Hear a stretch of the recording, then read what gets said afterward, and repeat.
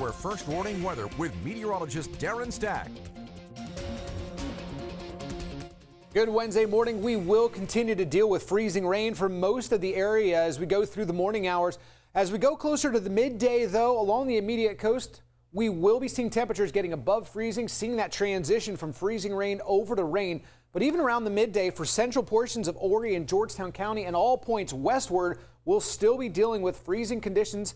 And yes, freezing rain and ice accumulations will really start to ramp up as we go through the mid to late morning and into the afternoon. Even into 3 o'clock around the I-95 corridor, still freezing rain expected. Close to the Grand Strand, a cold rain in the forecast for you. Conditions still, unfortunately, pretty nasty out there later on tonight into early tomorrow morning with the possibility of some passing rain showers or even some freezing rain and drizzle through the overnight hours, especially around and west of I-95. Conditions do improve as we go through your Thursday morning and into the afternoon. Freezing rain impacts along the immediate coastal areas. As we see that transition from the freezing rain over to rain, our ice accumulations will certainly drop down significantly, but a tenth of an inch of ice certainly not out of the question early this morning until that transition occurs. Away from the immediate coastline, areas that are going to be seeing that slower transition, we're talking a tenth of an inch to a quarter of an inch of ice, especially for Conway and points to the westward, seeing those higher accumulations for that later changeover. Over toward Aner, Johnsonville, Lake City, those areas to around Florence, Marion, even into Dillon, a quarter of an inch up to a half of an inch of ice accumulation, and even more significant icing for areas around and west of I-95 for Hartsville, Darlington, Bennettsville, Laurinburg, even around Lumberton. Even the city of Florence and points to the west could be dealing with a half of an inch to up to a 3/4 inch of ice accumulation from freezing rain. And that means ice accumulating on power lines and tree limbs, which would mean significant power outages possible across the PD and the border belt with a half of an inch or more. Now, even toward the Grand Strand, central, western, Horry, and Georgetown County could even see a quarter of an inch of ice, which would create some scattered power outages.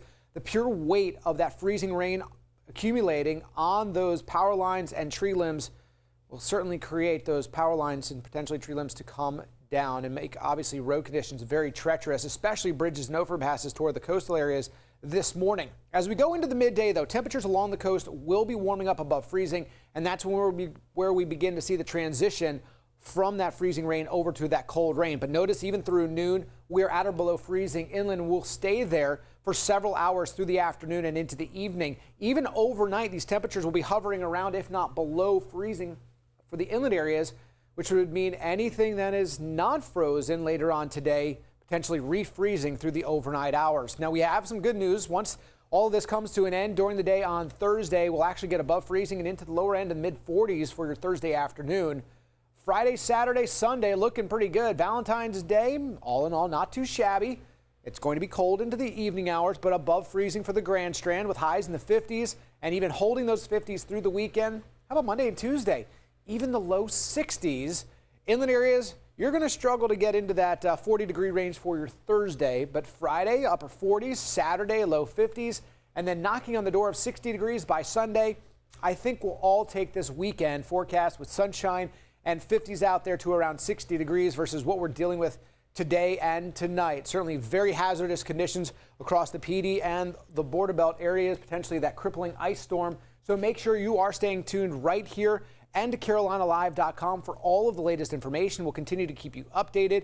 Otherwise, have yourself a great Wednesday and stay safe out there.